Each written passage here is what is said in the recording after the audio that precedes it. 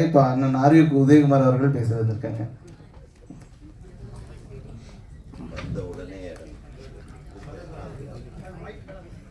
வந்தவுடனே பேசுவதற்கு வாய்ப்பளித்த படக்குழுவினருக்கு எனது மனமார்ந்த நன்றியை தெரிவித்துக் கொள்கிறேன்.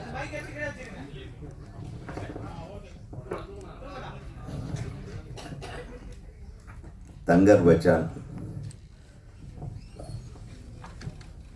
அவரை பற்றி என்ன சொல்றது, என்ன தம்பி சொல்ல, எதை சொல்ல? என் திரைப்பட கல்லூரி வாழ்க்கையை ஆரம்பிக்கும் போதிருந்தே என் கூட வாளாட்டி கொண்டிருந்தவர் அவர், என் வாளாக இருந்தவர். அப்புறம் எனக்கு எதிராக வாள் எடுத்தவர். ஒரு மிகச்சிறந்த படைப்பாளி. நான் ஒரு கதை சொன்னேன், இதெல்லாம் ஒரு கதையா, என்ன நீ அப்படின்பா. என்கிட்ட ஒளிப்பதிவு உதவியாளராக எனது படங்களில் பணியாற்றியவர். அது மட்டுமல்ல, திரைப்பட கல்லூரியில் படிக்கும் போதே எங்கள் யூனிட்டில் அற்புதமான ஒரு கலைஞர், ஒரு வித்தியாசமான சிந்தனையாளர்.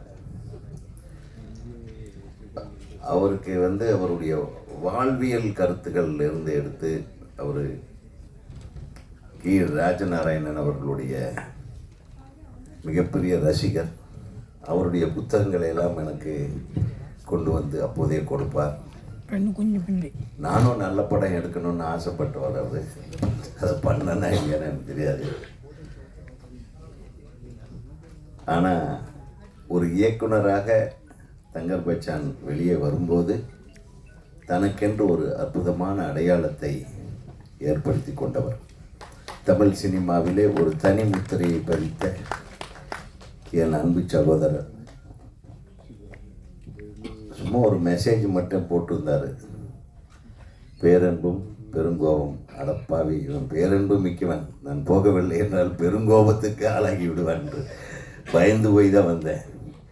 காலையிலேருந்து இந்த செல்வமணி கூட ஒரு பெரிய போராட்டங்களில் உட்கார்ந்துட்டு சோறு தண்ணி கூட இல்லாமல் இப்படி அலைஞ்சிக்கிட்டு இந்த சினிமாவை எல்லாம் காப்பாற்றணுங்கிறதுக்காக ஒரு குரூப் நாங்கள் போராடிட்டு இருக்கிறோம். நீங்கள் எல்லாம் கூட இருக்கீங்கன்ற நம்பிக்கையில். பாவமாக இருக்குது செல்வமணியை பார்த்து.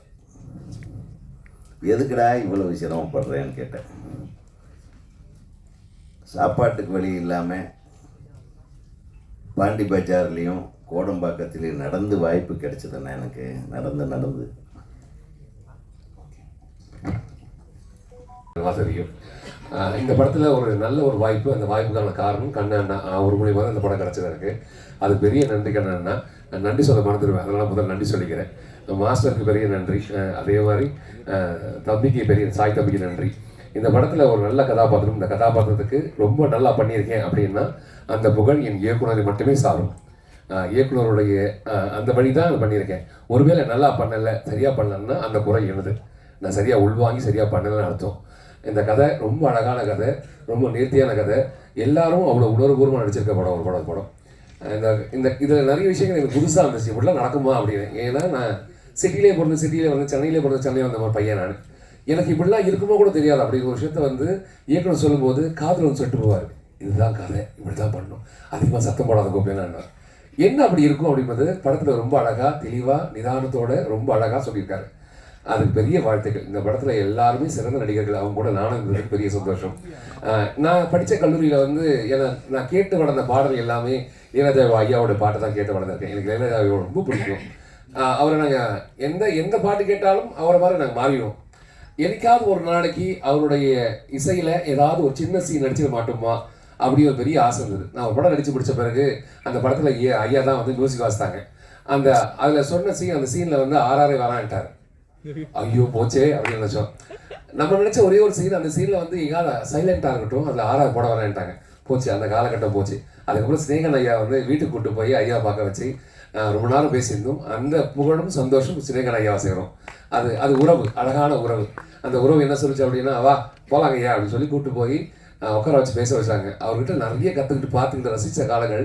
இன்றைக்கி நான் ஒரு கதாபாத்திரம், சின்ன கதாபாத்திரம் நடித்ததில் அதில் ஐயா வாசிச்சிருக்காங்க. அவரோட வயலின் பேசியிருக்கு, அவரோட நோட்ஸ் பேசியிருக்கு.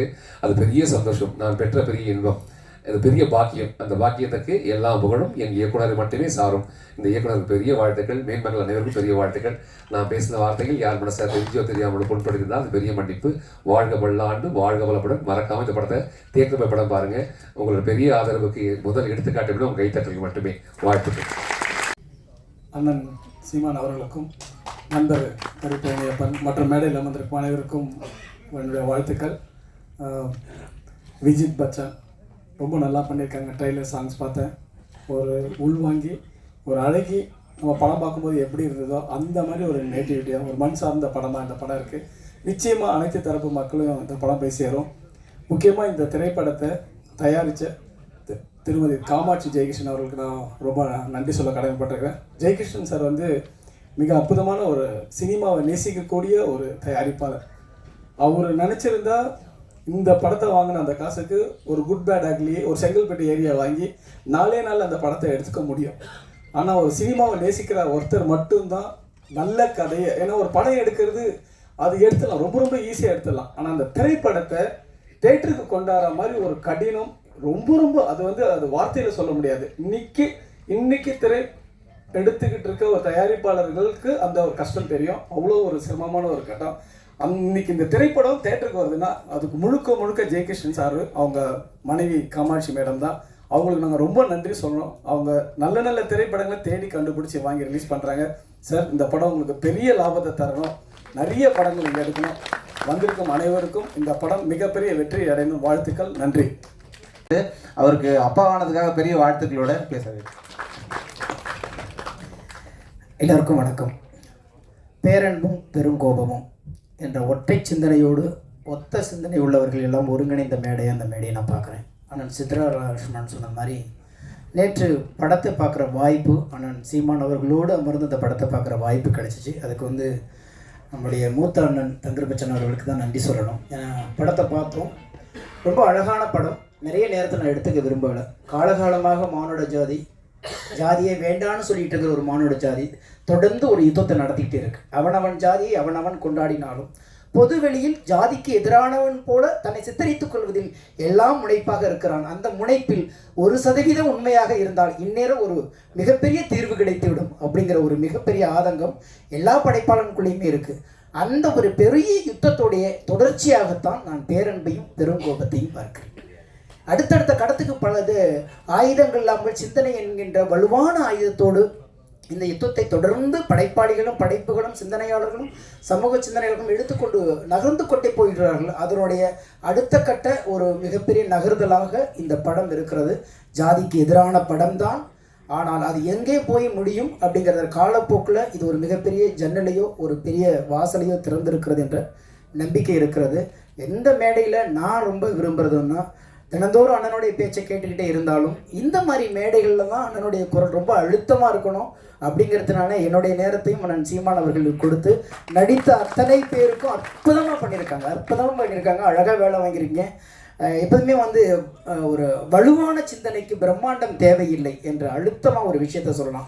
அதுபோல் இந்த வலுவான படத்திற்கு பிரம்மாண்டம் தேவையில்லை என்றாலும் நம்மளுடைய பிரியங்கள் தேவைப்படுகிறது.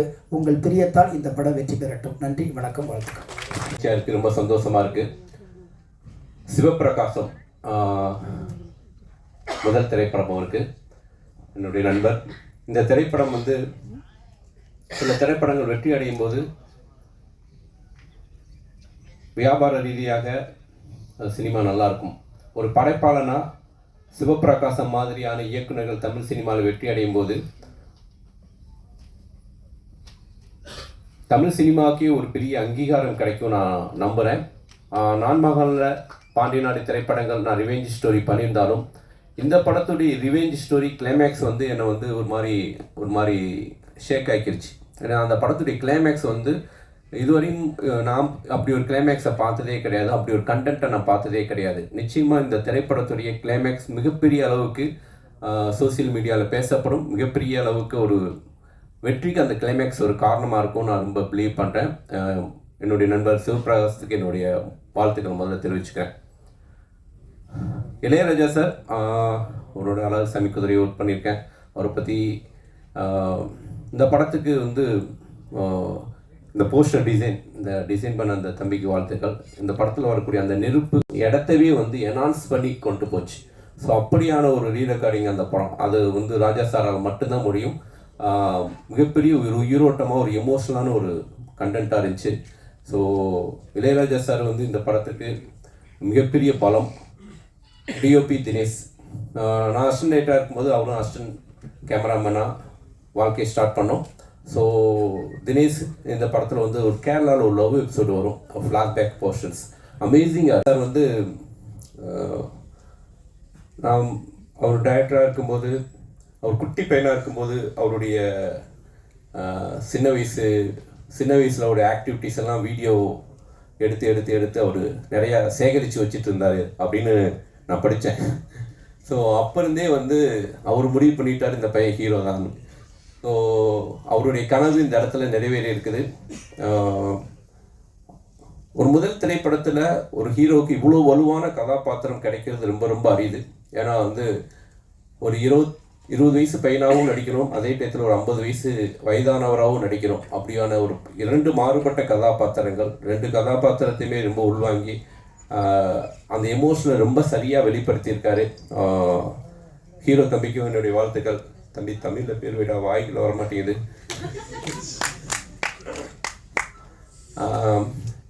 ஷாலி இந்த படம் பார்த்து முடிச்சோடனே நான் வந்து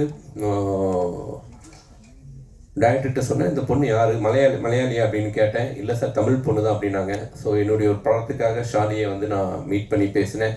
அப்புறம் இந்த படத்தில் இன்னொரு கேரக்டர் பண்ணேன். என்னுடைய 2K லவ் ஸ்டோரி திரைப்படத்தில் வந்து இங்கே அவங்க ஹரிதாக்கானா ஹரிதா வந்து என்னுடைய திரைப்படத்தில் நடிக்க வச்சேன். ஸோ இந்த படத்துடைய மெயினாக இந்த படம் என்ன அப்படின்னா, இந்த படத்துடைய கிளைமேக்ஸ் தான் இந்த படத்தை வந்து வேறொரு திரைப்படமாக மாற்றுது. அதனால் இந்த திரைப்படம் நிச்சயமாக வந்து மக்களுக்கு ஒரு புது விதமான உணர்வை கிடைக்கும். இந்த திரைப்படத்தின் மூலம் தமிழ் சினிமாவுக்கு ஒரு நல்ல ஹீரோ கிடைச்சிருக்காரு. கண்டிப்பாக ஒரு பேஷனான ஒரு ஹீரோவாக தமிழ் சினிமாவில், ஏன்னா ஒரு இயக்குனருடைய பையன் ஒரு இயக்குனருடைய வழியை புரிஞ்சுக்கிட்டு அவருக்கு சப்போர்ட் பண்ணியிருக்காரு. நிச்சயம் இந்த திரைப்படம் மிகப்பெரிய வெற்றி அடையும். இந்த திரைப்படத்தை வாங்கி ரிலீஸ் பண்ணக்கூடிய சார் உங்களுக்கும் என்னுடைய வாழ்த்துக்கள் சார். Thank you so much. மேடையை அலங்கரித்து கொண்டிருக்கும் அனைத்து பெரியோர்களுக்கும் என்னோட வணக்கம். நான் ஏன் பெரியோர்கள் சொல்கிறேன், நான் வயசில் இல்லை.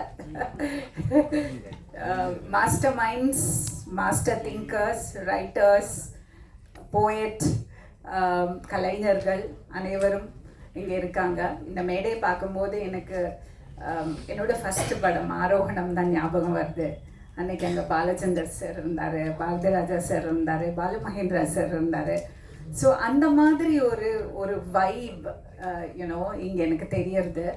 ஸோ உங்களுக்கு இது டெபியூ ஃபிலிம், இந்த ஹீரோக்கு டெபியூ ஃபிலிம், டிரெக்டருக்கு டெபியூ ஃபிலிம், ஹீரோயினுக்கு டெபியூ ஃபிலிம், அப்படி எல்லாருக்கும் debut film. So it's such an important day for them.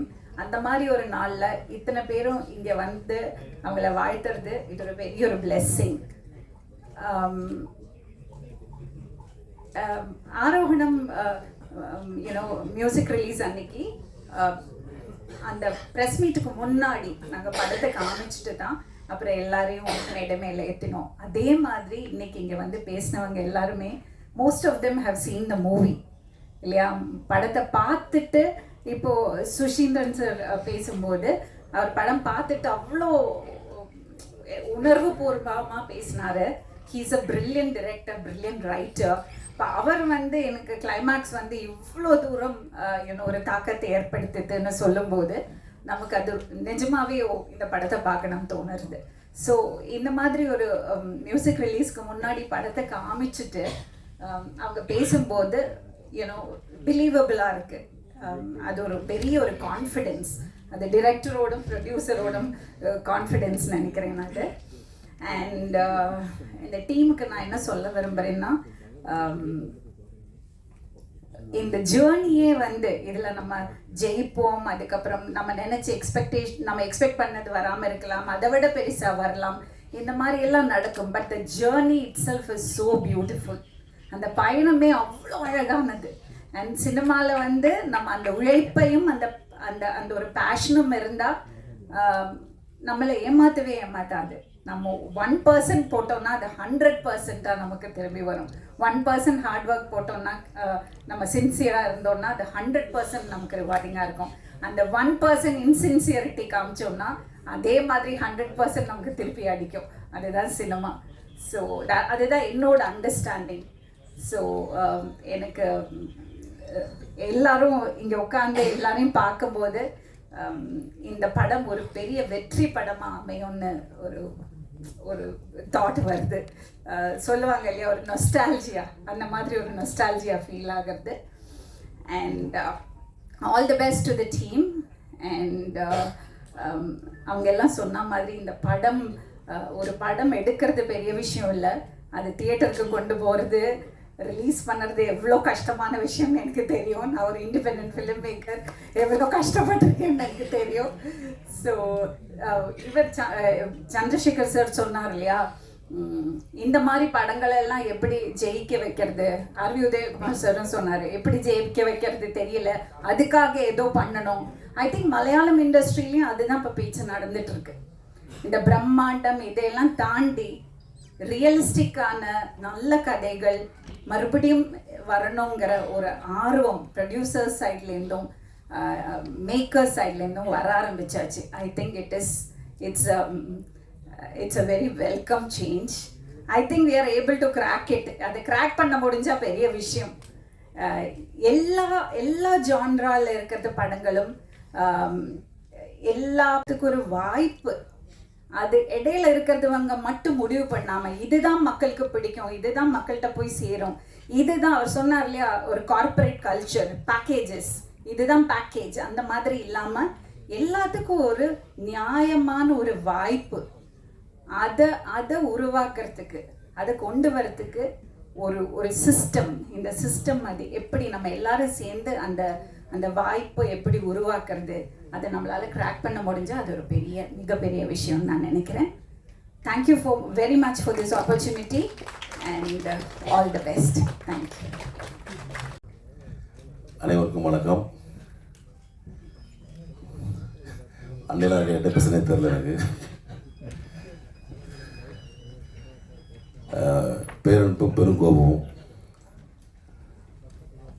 என்னுடைய அன்பு தம்பி சிவபிரகாஷ் இயக்கத்தில் வந்திருக்கு. இது எப்படின்னா வந்து ஒரு குடும்பத்தில் வந்து இந்த முதல் பட்டதாரி வந்தோன்னே ஒரு சந்தோஷம் இருக்கும்ல, அந்த மாதிரி ஒரு பயங்கரமான ஒரு சந்தோஷமான ஒரு நிகழ்ச்சி இது. ஏன்னா சிவபிரகாஷ் வந்து இங்கே குடும்பத்தில் ஒருத்தர், நிறைய பேர் ஒர்க் பண்ணி போராடி இந்த படத்தை பண்ணியிருக்காரு. ரொம்ப ஒரு நேட்டிவிட்டியான ஒரு ஃபிலிம். நம்மளுக்கு மதுரை சைடு ஒன்றும் பிரச்சனை இல்லை, அது தெரியும் கல்ச்சர். ஆனால் வந்து கோபி என்ன சொன்ன மாதிரி, கோபி என்ன சொன்ன மாதிரி அவருக்கு புதுசாக இருந்துச்சு. அதே மாதிரி லோகு சார், நாங்கள்லாம் ஒரு வில்லன் கேங்கு. ரொம்ப ஒரு அற்புதமான ஒரு படம். அந்த படம் கண்டிப்பாக வந்துடும். நேற்று நான் படம் பார்க்கல, ஊரில் அந்த நித்தம் வந்தேன் ஈவினிங்கு.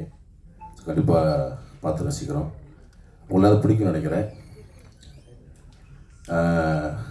ரொம்ப ஒரு எமோஷனலான மூமெண்ட்டாக இருக்குது. பிரகாஷ்,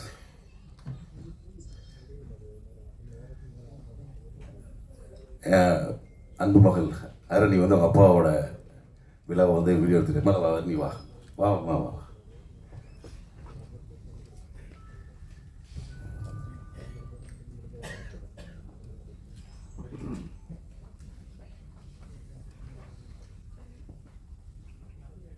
அப்படியே வரும்.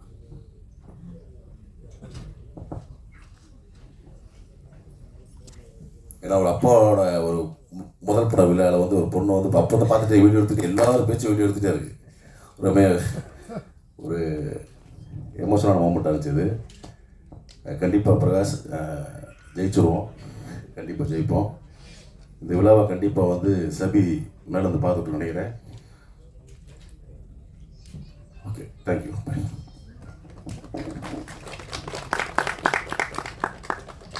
வணக்கம். தங்கர்பச்சன் சார் வந்து ஒரு செம்ம ஃபோட்டோகிராஃபர். நான் வந்து அஸ்மினேட்டராக வேலை பார்க்குறப்ப மறுமலர்ச்சி ஆகட்டும், பாரதி ஆகட்டும், காதல் கோட்டை ஆகட்டும், பார்த்து நான் வியந்து நம்ம படம் பண்ணால் இப்படி ஒருத்தரோட பண்ணணும். பாரதிலாம் அந்த சாங்கு நிற்பதுமே நடப்பதுமே அவர் பிரமாதமாக இருக்கு. அந்த உலகத்தை அவ்வளோ பாரதி உலகத்தை கொண்டு வந்ததில் அவருடைய மெனக்கடல் ரொம்ப பிரமாதமான மெனக்கடல். அழகி படம் நான் காசி தேட்டரில் பார்த்தேன். ஒரு பழைய காதலியை சாலையில் வந்து தார் போடுற ஒருத்தராக பார்க்குற நேரத்தில் அழுது கரைஞ்சு தேட்டரை விட்டு என் பைக்கை கூட எடுக்காமல் நடந்து வீட்டுக்கு வந்துட்டேன். அதுக்கு மேலே என்னால் படம் பார்க்க முடியல. அப்புறம் திருப்பி போய் அந்த படத்தை போய் பார்த்தேன். தமிழ் சினிமாவின் ஆகச்சிறந்த ஒரு படம்னா வந்து அது அழகி. என்ன உண்மையான உணர்வோட அப்பா அப்படி எனக்கு இதுக்கு முன்னாடி அப்படி ஒரு பாலிய காதலியை ஒரு சாலையில் ஒரு காதலன் பார்க்கிற ஒரு காட்சி இடம்பெற்றிருக்கா எனக்கு தெரியல. ஆனால் அது வந்து மனசில் ஒரு ஆணி மாதிரி அடிச்சது. அது ஒரு விதை. அது மாதிரி அடுத்து பல படங்கள் வருவதற்கான ஒரு விதை வந்து ஒரு அழகி வந்து அவ்வளோ அழுத்தமாக நந்திதா தாஸோட அது ஊன்றது வந்து மிக மிக மிகச்சிறப்பான ஒரு விஷயம். அப்புறம் சொல்ல மருந்து கதை பிரமாதமான படம். ஆனால் எனக்கு பள்ளிக்கூடம் படத்தில் வந்து தங்கர் பச்சன் சார் நடிச்சிருப்பார். உண்மையிலே நான் சொல்கிறேன், தமிழ் சினிமா ஒரு அற்புதமான நடிகனை தொடர்ந்து பார்க்க தவறிவிட்டது தான் நினைக்கிறேன். என்ன பிரமாதமான ஒரு பெர்ஃபார்மன்ஸ். எனக்கு அதை பார்த்து வியந்து, நீ நடிப்பு கொடுங்க வாய்ப்பு கொடுங்கன்னு என்கிட்ட கேட்பாரு. ஆனால் ஒரு பலாப்பழத்தை எடுத்துகிட்டு வந்து அவர் பேசுகிற காட்சியெல்லாம் பார்க்குறப்ப ரொம்ப பிரமாதமாக இருக்கும். அப்புறம் என்னை ரொம்ப நேசிக்கிற ஒரு மனிதர். வெயிலாகட்டும், அங்காடி திருப்படம் பார்த்துட்டு நேராக என் வீட்டுக்கே ஒரு சால்வையோடு வந்து பாராட்டுகிற ஒரு மனிதர். ஏன் 9ஆம் நோட் புக்கு படிக்கலை அப்படின்னு கோபமாக சண்டை போடுகிற ஒரு அண்ணன் மாதிரி. அவ்வளோ இப்போ நான் கோவிடில் உடம்பு சரியில்லாமல் இருந்தப்போ ஒரு ஹோமியோ டாக்டரை சொல்லி அவர் மருந்து அனுப்பிச்சு அப்படின்னு தொடர்ந்து என் மேலே ரொம்ப அன்போடு இருக்கிற அவர் தங்கர் பச்சன் சார். தங்கர் பச்சன் தொடாத துறைகளே இல்லைன்னு சொல்லலாம். அவ்வளோ துறைகளை தொட்டார். எல்லாத்துலேயும் எனக்கு தெரிஞ்சு நல்ல நல்ல விஷயங்கள் அவர் செஞ்சுருக்கிறாரு. ஸோ இன்னைக்கு அவர் படங்கள் மீது நம்மளுக்கு கொண்ட பேர் அன்பு இருக்குல்ல, அந்த வாழ்த்துக்கள் வந்து ஜீத் பச்சானுக்கு வந்து மொத்தமாக கைமாறும் அப்படின்னு நான் நினைக்கிறேன். ஏன்னா ஒரு முறை லிங்குசாமி என்கிட்ட சொல்லிட்டு இருந்தாரு, தவமாய் தவம் இருந்த படம் பார்த்தப்ப ராஜகிரண் சார் நடிப்புக்கு யாருமே தேட்டரில் கைதட்டில் அப்படியே கண்கலங்கி அழுதுட்டு போயிட்டாங்க. அடுத்த படம் சண்டைக்கோழி வருது, அவர் என்ட்ரி ஆனோடனே கைதட்டுறாங்கன்னா நிமிக்கிறாங்களாம். அப்போ ராஜகிரண் சார் லிங்குசாமி உட்காந்து பேசுகிறப்ப, சார் தவமாய் தவம் வந்து நடிச்சுட்டு தான் சார் இவங்களாம் கைதட்டுறாங்க அப்படின்னு அந்த வாழ்த்துக்கள் எப்படி இன்னொரு படத்துக்கு கைமாறும் அப்படின்னு சொல்லுவாங்க இல்லையா, அது மாதிரி தங்கர் பச்சான் சார் இவ்வளோ அற்புதமான படங்களுடைய வாழ்த்துக்கள் வந்து அவருடைய பையன் ஒரு படமாக நடிக்கிறப்ப அது மொத்தமாக கைமாறும்னு நான் நம்புகிறேன். அப்படி வாழ்த்துறேன். இந்த விஷுவல்ஸ்லாம் பார்க்குறப்ப கேமரா ஒர்க் ரொம்ப நல்லா இருந்துச்சு. டயலாக்ஸ் உண்மையிலேயே பிரமாதமாக எழுதியிருந்தார் நண்பர் முருகேஷ் பாபு அவர்கள். ரொம்ப பிரமாதமாக இருந்துச்சு. எண்டு வசனம் ரொம்ப சிறப்பாக இருந்துச்சு. தீண்டாமை ஒரு பெருங்குற்றம்ட்டு. ஆனால் தீண்டாமை பெருங்குற்றம் தான் படிச்சுக்கிட்டே இருப்போம். தீண்டாமையை உருவாக்குற ஜாதி பெருங்குற்றம் சொல்லணும், ஜாதியை உருவாக்குற இன்னொன்று, அதை உருவாக்குகிற இன்னொன்று. இது மொத்தத்தையும் என்னைக்கு இந்த மனித குலம் மொத்தமாக அழிக்குதோ அதுதான் இந்த ஒரு அழகு அன்பு பூக்குற காலம். அது வரைக்கும் தொடர்ந்து நாம் தீண்டாமை பற்றி, தீண்ட முடியாதவர்கள் தீண்ட தகாதவர்கள் என்ற 2 வகை இருக்கிறது. அவர்களிடமிருந்து நம்மளை காப்பதற்காக தொடர்ந்து கலை மூலமாக இது மாதிரியான ஒரு தொடர் படைப்புகளை நிகழ்த்தி கொண்டே இருக்க வேண்டும். டைரக்டருக்கும் சரி, ஜீத் பச்சானுக்கும் சரி, இந்த படம் ஒரு முக்கியமான படமாக அமைய வேண்டும் என்று மனதார வாழ்த்துகிறேன். நன்றி, வணக்கம். இந்த மேடை வந்து ரொம்ப அருமையான மேடை. ஒட்டுமொத்த சினிமாவும் ஆவலோடு எதிர்பார்த்திருக்கக்கூடிய இந்த மேடையை அண்ணன் சீமானங்கள் பேசினா இன்னைக்கு தமிழ் சினிமா வந்து ரொம்ப தத்தளித்து கொண்டிருக்கிறது. பல படங்கள், ரொம்ப அழகான படங்கள்லாம் எப்படி வெளியீடு தெரியாமல் தவிச்சு கொண்டிருக்கிறது. இந்த படத்தை E5 என்டர்டைன்மெண்ட் அண்ணன் ஜெயக்குமார் அவர்கள் போல ஒவ்வொரு டைமும் சொல்லுவார், எதனா நல்ல படத்தை நம்ம தேர்ந்தெடுத்துட்டு அந்த படத்தை வெளியிடுன்னு சொல்லுவார். அண்ணன் ஜெயகிருஷ்ணன் அவர்கள் ஒவ்வொரு சினிமாவை எப்படி நேசிக்கிறார் என்பதை நேரடியாக பார்க்கும்போது தான் நம்மளுக்கு அதனுடைய அருமைகள் புரியுது.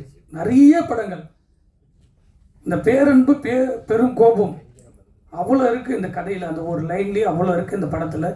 இதில் நடிச்சிருக்கக்கூடிய ஒவ்வொரு கலைஞர்களும் அருமையாக நடிச்சிருக்காங்க. ஒரு யதார்த்தமான படம். ஒரு தயாரிப்பாளர்களுக்கு ஒரு இயக்குனர் அருமை. சிவபிரகாசம் அவர்கள் ஒவ்வொரு நாளும் இந்த படத்துக்காக அவ்வளவு ஹார்ட் ஒர்க் பண்ணிட்டு இருக்காரு. தமிழுக்காக ஒவ்வொரு நாளும் தமிழ் மண்ணுக்காக பேசி கொண்டிருக்கக்கூடிய அந்த அண்ணனுக்கு ஒரு கோரிக்கை தான். எனக்கு பல நாள் கனவு. நிறைய இடத்துல கத்துறோம், நிறைய இடத்துல போராடுறோம். தமிழ் சினிமாவுக்கு எவ்வளோ சங்கங்கள் இருக்குது. எல்லா சங்கத்திலும் நானும் இருந்துட்டு வந்துட்டேன். ஆனால் போராடக்கூடிய கலைஞர்களாக ஒன்று சேராமல் ஒரு படம் ரிலீஸில் பக்கத்து மாநிலத்தில் இருக்கக்கூடிய ஆந்திர பிரதேசத்தில் வெறும் படம் ரிலீஸுக்கு கியூப் நிறுவனம் வெறும் 5000 ரூபாய் வாங்கி கொண்டிருக்கிறார்கள். ஆனால் தமிழ்நாட்டில் இருக்கக்கூடிய தமிழ் படங்களை வெளியெடுக்கக்கூடிய இந்த மண்ணில் 12,000 ரூபாயை ஒரு வாரத்திற்கு பெற்றுக்கொண்டிருக்கிறார்கள். இது 2K. இதே 4K போனால் 28,000. இதை எவ்வளவு சரி செய்யலான்னு எவ்வளோ போராடிச்சு. 15 ஆண்டுகளுக்கு மேலாக அண்ணனுடைய காதுகளுக்கு இந்த செவியின் வழியாக இதில் அண்ணன் முன்னெடுத்து அவருடைய குரல் ஒரு பெரிய மாற்றத்தை உருவாக்கும். தமிழ் சினிமாவுக்கு பேரன்பு பெரும் கோபம் எவ்வளவு ஒரு பெரிய வலிமையான படமாக இது இருக்கிறதோ, இந்த படத்தின் வாயிலாக ஒட்டுமொத்த தமிழ் சினிமாவுக்கும் படம் தயாரித்து வெளியெடுக்கக்கூடிய ஒவ்வொரு தயாரிப்பாளர்களுக்கும் அதே மாதிரி 8:45 ஏசியாக பண்ணிட்டு இருக்காங்க. யார் பேர் சொல்லி சீமான் வேற 2 பக்கம் இட்டி பார்க்கறதுக்கு எத்தனை தரடா பிச்சை இருக்கு அப்படின்னு. பேரன்பும் பெருங்கோபமும் படத்தின் வெளியீட்டு அறிவிப்புக்கு வந்திருக்க உங்கள் எல்லோரையும் வணங்கி மகிழ்கிறேன். இந்த படம் வந்து தொடர்ச்சியாக இந்த படம் பற்றி எல்லோரும் வாழ்த்தி பேசினார்கள். அதில் குறிப்பாக தங்கர் பச்சனின் மகன் அறிமுகமாகிற படம் என்பதால் தங்கர் பச்சனை பற்றி அதிகம் பேசினார்கள். நீங்கள் தங்கர் பச்சனை புரிஞ்சுக்கிறதுக்கு உங்களுக்கு நுட்பம் வேணும். 9 ரூபாய் நோட்டுன்னு ஒரு படம். 9 ரூபாய் நோட்டுனா என்ன? செல்லாது இல்லை. அப்படித்தான் ரொம்ப நாள் என் நண்பருக்கு தான் சொன்னிட்டு, அப்படி இல்லைடா, இந்திய நாணயங்கள் மொத்தம் 9 ரூபா நோட்டு இருக்கான். 1 ரூபா, 2 ரூபா, 5 ரூபா, 10 ரூபா, 20 ரூபா, 50 ரூபா, 100 ரூபா, 500 ரூபா, 1000 ரூபா. அந்த படம் எடுத்தப்ப 9 ரூபா நோட்டு இருக்கு. அந்த 9 ரூபா நோட்டு பயனில்லடா, அதை விட அந்த மனுஷன் உயர்ந்தவடா சொல்ற 30 இல்லைடா வாங்க.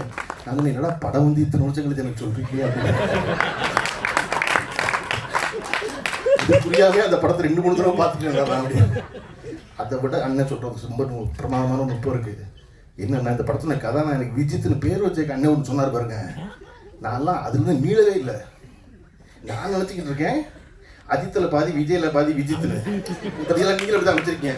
நம்மளாம் 9 ரூபா நோட்டை மாதிரி நினச்சவங்க எல்லாரும். அண்ணன் தான் சொன்னார், நான் ராத்திரி திடீர்னு முழித்தேன், எனக்கு இந்த பேர் ஒழிச்சிச்சு காதில், அப்படி தான் அந்த பேர் வச்சேன்னாரு. எனக்கு என்ன பிடிச்சிருந்துச்சுன்னா, அதை நம்ம நம்புகிறோமோ இல்லையோ, தங்கர் பச்சை நம்புறாரு பாருங்க. அதை இந்த பேர் எனக்கு காதில் ஒழிச்சிச்சு, அதை எல்லாரும் சொல்கிறாரு பாருங்க. அந்த நம்பிக்கை தான் ரொம்ப முக்கியம் சினிமாவில். இதை சொன்னால் நம்புவோம், என் நம்பர் நம்ம சொல்லுவோம் அப்படின்னு. அப்படி இந்த படத்தில் அறிமுகமாகும் விஜித் பச்சானுக்கு முதல்ல வாழ்த்துக்கு. இந்த வேற சுசீந்திர வேற காதில் கேட்டேன்னு தெரியாமல் தம்பி தம்பி பேர் வர மாட்டேங்கிறாரு. நாங்கள் கூட யோசிச்சு வச்சிருக்க ஒரு பேர், நீ மட்டும் பேர் வராதுங்கிறீங்க.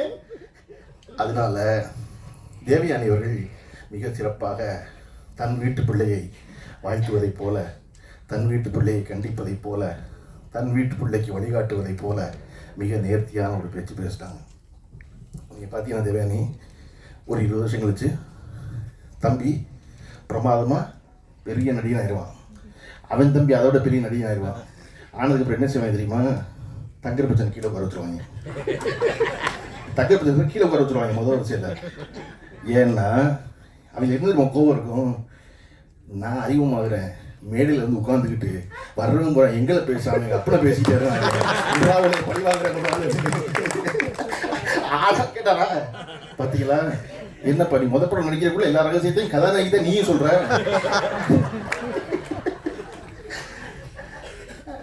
இந்த படத்தினுடைய இயக்குனர் சிவபிரகாஷ் அவர்கள் என் அலுவலகத்தில் நான் இருந்த நாட்களை விட அதிக நாட்கள் இருந்தவர். நான் போறதிலேயே அலுவலகத்தில் இருப்பார். அது அவர் ஒரு நுட்பமான ஒரு அரசியல் தேர்ந்தவர். நீங்கள் அரசியல்லாம் உன்னை கட்சியில் நினச்சக்கூடாது. தினசரி வாழ்க்கைக்கு ஒரு அரசியல் தேவைப்படுது இல்லையா? அந்த அரசியலை வந்து முழு முதலாக படித்தவர் வந்து சிவபிரகாஷ். அவருக்கு வந்து என்ன எந்த காரியம் எப்படி செய்யணும்னு தெரியணும். அடிப்படை அரசியல் போல அதானே, இதனால் இவன் முடிக்குங்கிறத தெரிஞ்சுக்கிறது தான் முதல் அரசியல். அதை ரொம்ப நேர்த்தியாக தெரிஞ்சவர் சிவபிரகாஷ். நம்ம பேசிகிட்டு இருக்கும்போது யாருப்பா அங்கே ஏசி போடுங்கன்னாங்கல்ல, சீமான் கிட்ட என்கிட்ட என்ன சொல்கிறாங்க, போடவே மாட்டாங்க. சுரேஷ் ஏசியை போடுனா தான் சுரேஷை திருப்பி கூப்பிட்டு கேட்க முடியும், என்னடா ஆச்சு ஏசின்னு. நீங்கள் பொதுவாக யாருப்பா அங்கே சாம்பார் கொண்டு வானா சாம்பார் கடைசி வரை 10க்கு வரவே வராது. அந்த மாதிரி நம்ம ஆள் குறிப்பிட்டு சொல்லணும். அப்படி சிவபிரகாஷ் குறிப்பிட்டு சொல்கிறவர் தன்னுடைய முதல் படத்தை இவ்வளவு ஒரு அடர்த்தியான படமாக எடுத்திருப்பதாக பார்த்த எல்லோரும் சொன்னார்கள். ஏன்னா நான் பார்த்துடக்கூடாதுன்னு ரொம்ப கவனமாக இருந்தார் சிவபிரகாஷ். வேறு கார சொல்லி எனக்கு இன்னைக்கு வரையும் படம் காட்டல. அவர் கேட்டார், என்ன உங்களுக்கு மட்டும் காட்டலையா? இல்லை என்ன காட்டல, என்ன தெரியல, நல்லது தான். நான் என் இயக்குனர் படம் காட்டல. எழில்சார் துல்லாமுத்தூர் படம் எடுத்த போது இயக்குனர் படம் காட்டல, அவருடைய இயக்குனருக்கு. நான் பார்த்திவன் சார் படமே காட்டல, ஒரு ஃப்ரேம் கூட காட்டல. எனக்கு என்னென்னா பார்த்துக்கிட்ட தியேட்டரில் வந்து அப்படின்னு தியேட்டரில் அந்த படம் பார்த்து வெற்றிகரமாக ஓடிய பொழுது என்னை விடவும் அதிகம் மகிழ்ந்தது திரு பார்த்திபன் அவர்கள் தான். அதை போல் இந்த படம் பெறும் வெற்றிக்கு சிவபிரகாஷோட அதிகம் நான் மகிழ்வேன். இன்னொரு முக்கியமான விஷயம், தொடர்ச்சியாக மேடையில் பேசிய எல்லோரும் இந்த படத்துக்கு தொடர்பில்லாத செய்திகளை சொல்லிகிட்டே இருந்தாங்க. அது பொதுவான சினிமா செய்திகளாக இருந்தால் கூட அப்படி பேச வேண்டாம்னு நினைப்பேன். நான் சொல்கிறதுக்கு இன்னொரு இடம் இருக்குது, வேறு இடத்துல சொல்லிக்கலாம் போய். இது பேரன்பும் பெருங்கோபங்கிற ஒரு படம். அந்த படம் வெற்றி வரணும்னு விரும்புகிற வாழ்த்துறை எல்லோரும் கூடியிருக்கும். ஆனால் அப்படி சூழலில் உதயகுமார் அவர்கள் போல், இசை அவர்கள் போல் படம் ஓட மாட்டேங்குது சொல்ல, படம் ஓடும். எப்படி படத்தை ஓட வைக்கிறேன்னு தெரியல, நல்ல படம் எடுத்தால் ஓடும், அவ்வளோதான். ரொம்ப சிம்பிள். ஏன் படத்தை ஓட்ட வைக்க முயற்சி பண்ணாதீங்க. படத்தை நல்ல படம் தான் ஓடும், அப்படி தான் ஓடி இருக்கலாம் படம் இல்லையா? இல்லைங்க உங்களுக்கு தெரியலைங்க அப்படின்னா குறைஞ்சபட்சம் இந்த திரைத்துறையில் இருக்கும் பிரச்சனைகளை வந்து அரங்கத்தில் பேசாதீங்க, அறையில் பேசுங்க. இங்கே ஒரு 40 சேனல் உட்காந்துக்கிட்டு திரும்ப ஒளிபரப்பிக்கிட்டே இருக்காங்க. சினிமா மோசமாக இருக்குது அப்படி. அதுக்கு 2 பேர் உட்காந்துக்கிட்டு ஆரம்பிக்கும் போதே அந்த படம் எத்தனை கோடி நஷ்டம் தெரியுமா ஆரம்பிக்கிறாங்க. நான் சொல்கிறேங்க, திருக்குறளில் உள்ளியது எய்தல் எளிதும்பர் வள்ளுவர். நீ மனசில் நினைக்கிறேன்டா, அதை எய்தது எளிது, உள்ளியது எய்தல் எளிது, மண் மற்றும் தன் உள்ளியது உள்ள பெரின். முதல்ல நீ நம்பணும், நீ நினைக்கணும் ஆகும்னு. சதா சர்வகாலம் நினச்சிக்கிட்டு இருந்தேன்னா அது நடக்கும். நீங்கள் எப்போ பார்த்தாலும் 200-200 பேரை கூட்டி சினிமா ரொம்ப மோசமாக இருக்குது, யாருமே பிழைக்கலை, நாங்கள் எல்லோரும் ரொம்ப கஷ்டப்படுறோம், நாங்கள்லாம் சினிமாவை காப்பாற்ற போடுறோம். தயவு செஞ்சு போடாதீங்க. சினிமா காப்பாற்ற எல்லாரையும், சினிமாவை யாருமே காப்பாற்றவே முடியாது. இங்கே இந்த சீனுமே புது சீன் இல்லை, எல்லாமே பழைய சீனு. கதை இல்லாமல் கதை கேட்குறாங்க. ஆர்வி ரஜினிகாந்த் எப்படி கதை கேட்டார், எப்படி எஜமான் படம் நடந்துச்சு, சின்ன கூட்டு வெற்றி பெற்றுச்சு, அதனால கூட்டம் நடந்துச்சு. ஆர்வி மிகச்சிறந்த கதையை வச்சிருக்காருன்னு கூப்பிட்டார் ரஜினிகாந்த். ஆர்வி மிகப்பெரிய வெற்றியில் இருந்தார், கூப்பிட்டார். அந்த இடத்துல நல்ல கதை பண்ணார். அதனால இது எல்லாமே எப்பொழுதும் திரையுலகம் என்பது வியாபாரம் சார்ந்தது இல்லையா? உலகமே வியாபாரம் சார்ந்தது. இந்த உலகத்துக்கு யார் வேணும்? வெற்றி பெற்றவர்கள் வேணும் இல்லையா? திரும்ப இன்னைக்கு ஏன் தக்கர் பச்சான் அவர்களை குறிப்பிட்டுட்டே இருக்காங்க மேலே இருக்க எல்லாரும். அவர் வெற்றி பெற்றவர். ஏன் தேவையான நன்றியோட சொல்கிறாங்க? ஏன் சொல்கிறாங்க அப்படின்னா, எனக்கு எதுவும் தெரியாது, அவர் சொன்னார் பாரதி நடிக்க சொல்லி, அவர் சொன்னார் மறுமலத்தை நடிக்க சொல்லி நான் போனேன்னு. அப்போ விஜய் பச்சனுக்கு இந்த மேடையுடைய டேக்கவே என்ன தெரியுமா? செய்தி என்ன தெரியுமா? இயக்குனர் ஒளிப்பதிவாளர் சொல்கிறத கேட்டிங்கன்னா நீங்கள் வெற்றி படத்தில் இருப்பீங்க. உங்களுக்கு தெரியாது, அவங்களுக்கு தெரியாது, அவங்க செய்வாங்க அந்த வேலையை. அப்போ இங்கே பெருவெற்றி பெறுவதற்கு மிகச்சிறந்த படங்களையும் மிகச்சிறந்த மனிதர்களையும் உடன் வைத்துக் கொள்வதுதான் முக்கியம். சிவபிரகாஷ் அவர்களுக்கு முதல் படத்திலேயே அந்த வாய்ப்பு அமைந்திருக்கிறது. அவர் வெற்றி பெறுவது முக்கியம். அதை விட ஒரு முக்கிய செய்தி, பொதுவாக இன்று சினிமாவில் என்ன செய்வது கேட்குறீங்க. சினிமாவில் ஒரு பெரிய ஒரு விஷயம் நடந்துகிட்டே இருக்குது. என்ன அப்படின்னா, ஒரு படத்தினுடைய படப்பிடிப்பு முடிந்த பிறகு அந்த படத்தினுடைய உதவி இயக்குநர்கள் அந்த படத்தை விட்டு வெளியே அனுப்பப்படுறாங்க. படம் ரிலீஸ் ஆக போகும்போது அந்த படத்தினுடைய உதவி இயக்குநர்கள் யாருமே இருக்கிறதில்ல. என்னுடைய இயக்குனர் அவருடைய படத்தில் எனக்கு பேர் போடும்போது உதவிய இயக்குனர்னு போட்டார் பார்த்திபன். டேரக்டர் தான் இந்த படத்தில் அசிஸ்டண்டாக வேலை செய்கிறான், அவ்வளோதான். உதவி இயக்குனர்னு பேர் போட்டார். அதை போல் ஒரு படத்தில் வேலை செய்யும்போது இன்றைக்கு இருக்கிற சூழலில் படம் முடிஞ்ச உடனே படம் வெளியாகிறது இல்லை, தாமதமாகுது. அந்த நேரத்தில் முதல்ல வந்து செலவை குறைக்கிறவங்க கண்டுபிடிச்சிருக்க வழி உதவி இயக்குனர் அனுப்பிச்சிருந்தது. சிவபிரகாஷ் இந்த ஒரு வாரம் இந்த படத்தினுடைய இந்த முன்வெளியிட்டு ஆரம்பிக்கும் போது சகல வேலையும் ஒரு தனி மனிதனாக பார்க்க வேண்டிய கட்டாயம் இருந்ததுக்கான காரணம் இந்த படத்துடைய பட்ஜெட்டில் முதல்ல பண்ணுற ரெஸ்ட்ரிக்ஷன் என்ன அப்படின்னா அசிஸ்டன்ட் வீட்டுக்கு அனுப்பிச்சது. இது நீங்கள் எல்லா படத்திலும் நடக்குது. நான் உங்களுக்கு சொல்கிறேன் கேளுங்க, ஒரு படத்தை வெற்றி பெறும்னு அந்த இயக்குனரை விடவும் ஆழமாக நம்புறவன் அந்த படத்தில் வெளியே சொல்லுவாங்க. இயக்குனர் எல்லா புகழையும் அடைவார், படம் வெற்றி பெற்றார். உதவி இயக்குனர் அடைவதில்லை. ஆனால் அவன் என்ன நம்புறான் அப்படின்னா இயக்குனர் வெற்றி பெறுவதன் மூலமாக நாமும் வெற்றி பெறுவோம் நம்புறாங்க. அவனை வச்சுக்கிறதுனால ஒன்றும் இது தமிழ் சினிமா நட்டப்பட்டுறது. நீங்கள் கியூபு கட்டுற காசு 5000 கட்டுறாரு ஆந்திராவில், 12000 கட்டுறாருங்கெல்லாம் அப்புறம் அறைக்குள்ளே பேசுவோம். அது இங்கே தீர்வு கிடையாது யார்ட்டையும், அது அறைக்குள்ளே பேச வேண்டியது. ஆனால் உதவி இயக்குனரில் இப்படி நடத்துகிறாங்கிறது அரங்கத்தில் பேச வேண்டியது. அது ரொம்ப முக்கியம். அதை போல் இந்த படம் மட்டுமல்லாது எல்லா படத்திலும் தொடர்ந்து மிகச்சிறந்த இயக்குனர்கள் வர வேண்டும். வருவதற்கு சினிமா எல்லா வாய்ப்பையும் எல்லா கதவையும் எப்பொழுதும் திறந்து வைத்திருக்கிறது. சிவபிரகாஷுக்கு திறந்து வைத்திருப்பதை போல இந்த படம் ஆரம்பித்தது ஒரு ப்ரொடியூசர், அதுக்கப்புறம் நடத்துனது ப்ரொடியூசர், அதுக்கப்புறம் நீ படத்தை வெளியிட்டு வந்திருக்கிறது 3வது ப்ரொடியூசர். ஏன்னா அந்த படம் தனக்குரியவர்களை தேர்ந்தெடுத்து வெளியே வந்து சேர்கிறது இல்லையா? அப்போ இதை போல அனைத்து படைப்புகளும் பெரும் படைப்புகளாக வரட்டும். எல்லா படைப்பிலும் பேரன்பும் பெருங்கோபமும் நிறைந்திருக்கட்டும். குழுவினருக்கு வாழ்த்துக்கள். நன்றி. மற்றும் சிறப்பு விருந்தினருக்கு நன்றி. எல்லாரும் சோர்ந்து போயிட்டீங்கன்னு நினைக்கிறேன், ரொம்ப நேரம் ஆனதுனால.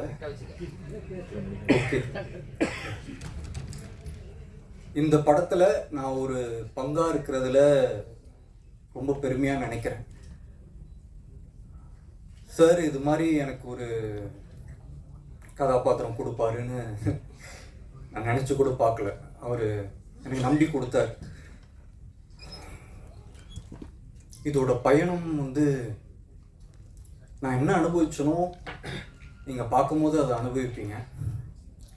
எனக்கு வலி, ஏமாத்துறது, துரோகம், வெறுப்பு இதெல்லாம் பார்க்காம வளர்ந்த பையன், உண்மையாக அதான் சொல்லணும். ஆனால் இந்த படம் எனக்கு அதெல்லாம் கற்றுக் கொடுத்துச்சு. எனக்கு நடிப்பு கற்றுத்தரதோட அந்த ஸ்பேஸ் எனக்கு கொடுத்தாரு. தனிமைக்கு சத்தம் இருக்குதுன்றது இந்த பேரன்பும் பெருங்கோபம் எனக்கு கற்றுக் கொடுத்துச்சு. அவன் ரொம்ப வலி உள்ளவன். அவன் கண்ணை பாருங்க, அந்த கண்ணாடிக்குள்ளதான் இருக்கும். நான் இப்பயும் ஜீவாவை எனக்கு எதிர்த்தாப்புல தான் பார்க்குறேன். அப்படிதான் என்னை பார்க்க வச்சாரு. இல்லை சார், நான் விளையாட்டுக்கு சொல்லலை. நான் தனிமையாக இருக்கும் போது இந்த கதாபாத்திரம் என் கூடயே இருந்தது, பேசிச்சு. எனக்கு அதுக்கான உடல் கிடையாது, அந்த உடலை வர வச்சுது. எனக்கு அதுக்கான குரல் கிடையாது, என் குரல் ரொம்ப குழந்த மாதிரி இருக்கும், குரல் கொடுத்தது. நடிப்புக்கும் கடவுளுக்கும் சம்மந்தம் இருக்குதுன்றது இந்த கதாபாத்திரம் என் மேலே ஏறும்போது பார்த்தேன். ஆக்சுவலி நான் சாமியெல்லாம் பெருசாக நம்ப மாட்டேன். ஏதோ ஒன்று வந்தது. இல்லை, நான் இது படத்தை பற்றி சுத்தமாக பேசக்கூடாதுன்னு வந்தேன், ஏன்னா நம்மளே பண்ணிட்டு. ஆனால் இந்த அனுபவம் இருக்குல்ல, அது நீங்கள் படத்தை பாருங்கள் தெரியும். நான் நிறைய பேருக்கு நன்றி சொல்ல வந்தேன், அதெல்லாம் விட்டுட்டேன். என்னை அழகாக காமிச்ச தினேஷ் சார், 2 பேரும் புருஷன் முண்டாட்டி மாதிரி, சிவா சாரும் தினேஷ் சாரும். இவர் ஒன்று சொன்னால் அவர் ஒன்று சொல்லுவார், டே ரசத்தை நல்லா சாப்பிடுடா கீழே குனிஞ்சுன்னுவார். அவர் டே மடையா மூஞ்சி தெரியாதரா, மூஞ்சி தெரிகிற மாதிரி சாப்பிடுடான்னுவார். ஐயோ கீழே குனிகிறதா நிமிடுறதா, அது மாதிரி இவங்க 2 பேருக்கும் பொருந்துகிற மாதிரி நான் ட்ராவல் பண்ணேன். இந்த படத்தை பற்றி சொல்ல எனக்கு நிஜமாலே நிறையா இருக்குது, இன்டர்வியூவில் சொல்கிறேன். ஏன்னா இது சும்மா சாதாரணமாக நீங்கள் பாருங்கள், நான் பெருசாக ஒன்றும் சொல்ல. முக்கியமாக இளையராஜா சார் இந்த கதாபாத்திரத்துக்கு இந்த படைப்புக்கே உயிர் கொடுத்துருக்காரு. அது பேசும். இது மாதிரி ஒரு படத்துக்கு முதலீட்டு பண்ண ஜெயபிரகாஷ் சார், நான் இப்போ தான் நிஜமாலே சந்திக்கிறேன். ஜெயகிருஷ்ணன் சார். ஏன்னா இது மாதிரி ஒரு படத்துக்கெலாம், அதுவும் புது முக நடிகருக்கு வாய்ப்பு அவ்வளோ சீக்கிரம் கிடைக்காது. ரொம்ப நன்றி சார். நான் நிறைய பேர் விட்டுருப்பேன், மன்னிச்சுக்கோங்க. முக்கியமானது, வந்திருக்க பத்திரிக்கையாளர் எல்லாரும் நிறையா பேர் அறிமுகமாகி பார்த்துருப்பீங்க. சரியான ஆளை தான் தேர்ந்தெடுக்கிறீங்க ஒரு நடிகனை. நான் எதாவது தப்பு பண்ணியிருந்தா சொல்லுங்கள், நான் எடுத்துக்கிறேன். எதாக இருந்தாலும் சொல்லுங்கள், எடுத்துக்கிறேன். ரொம்ப நன்றி வந்ததுக்கு. இல்லை, அது மியூச்சுவல் அண்டர்ஸ்டாண்டிங். இல்லை, இத்தனை காலம் இல்லை உணர்வாக காட்டலாம். ஓகே, என் அம்மா ரொம்ப பொறுமையாக இருந்தாங்க. இவன் கண்டிப்பாக என்னைக்கா நடித்து வெளியே வந்துடுவானே. எங்கள் அப்பாவுக்கு அவரை நிறைய கஷ்டப்படுத்தியிருக்கேன். பட் இந்த படத்துக்கு அப்புறம் அது இருக்காது. செயலில் இருக்கட்டுமே. நான் இந்த விஷயம்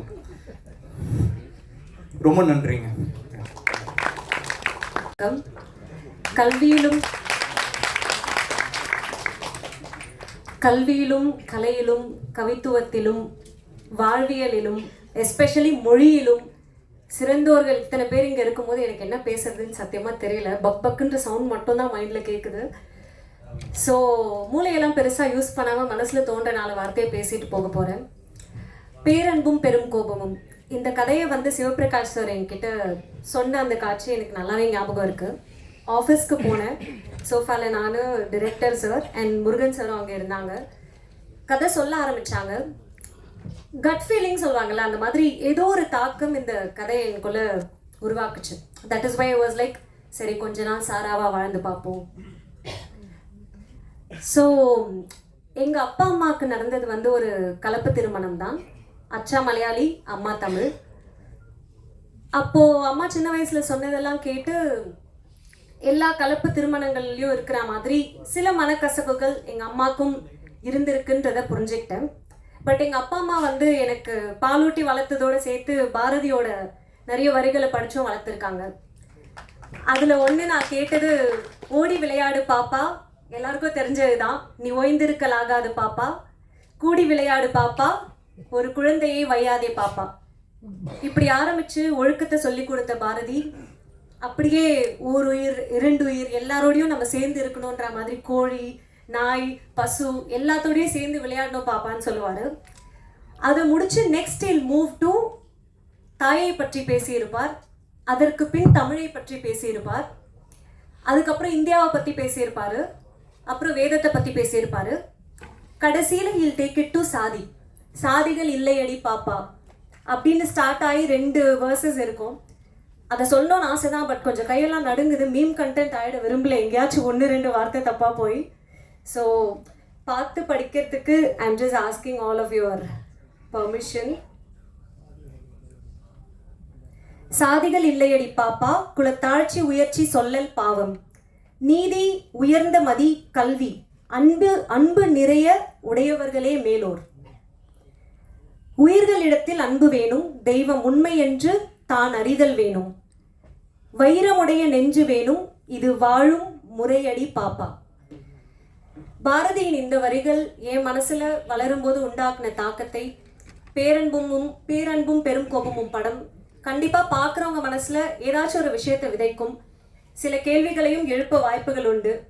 அது என்னென்னலாம் உங்க மனசுல சொல்லுதுன்றத நீங்க எங்ககிட்ட சொல்றதுக்காக ஆஃபீஸ் போன அப்பா திருப்பி ரிட்டர்ன் வீட்டுக்கு வரும்போது என்ன வாங்கிட்டு வருவாருன்னு காத்துட்டு இருக்க குழந்தை மாதிரி கண்டிப்பா நானும் காத்துட்டு இருப்பேன்.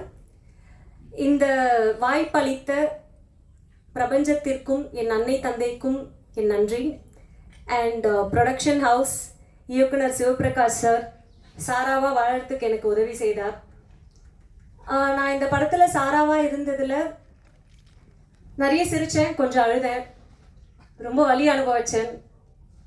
அதெல்லாம் உங்களுக்கும் ஃபீல் ஆகும்னு நம்புகிறேன். டெக்னீஷியன்ஸ் எல்லாருக்கும் என் நன்றி.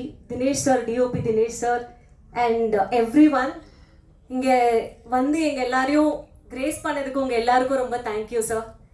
அண்ட் பை த வே உங்கள் எல்லாரோட ஆசீர்வாதமும் எனக்கு தேவை. So thank you so much. I'll see you in theaters soon. எந்த ஹீரோனையும் இவ்வளோ தமிழ் பேசி யாருமே கேட்டதில்லை. Thank you so much ma'am. சொல்வதை தெளிந்து சொல்லும், செய்வதை துணிந்து செய்யும் செந்தமிழன் சீமான் அவர்களை பேச அன்போடு அழைக்கிறேன். அனைவருக்கும் வணக்கங்க. இது நான் பேசுறதுக்கான இடம் இல்லை. இந்த திரைப்படம் நிறைய பேர் பேச தவறியதை பேசியிருக்கேன். நான் முதற்கொண்டு கிட்டத்தட்ட 1985ஆம் ஆண்டு நான் கேமராவை கையில் பிடிச்சேன். ஒளிப்பதிவாளனா எத்தனை ஆண்டுகள் ஆச்சு தெரியல. இவ்வளோ காலங்களில் 40 ஆண்டுகள், இவ்வளோ காலங்களில் நான் எவ்வளோ பேரை பார்த்துருக்கேன். நிறைய தயாரிப்பாளர்கள், எவ்வளோ இயக்குநர்கள், எவ்வளோ கலைஞர்கள். ஆனால் இவ்வளோ படங்கள், இவ்வளோ திரைக்கதைகள், இவ்வளோ என்னுடைய சிறுகதைகள், நாவல்கள் செய்ய தவறியது எல்லாத்தையும் இந்த ஒரு படம் செஞ்சுருக்கு.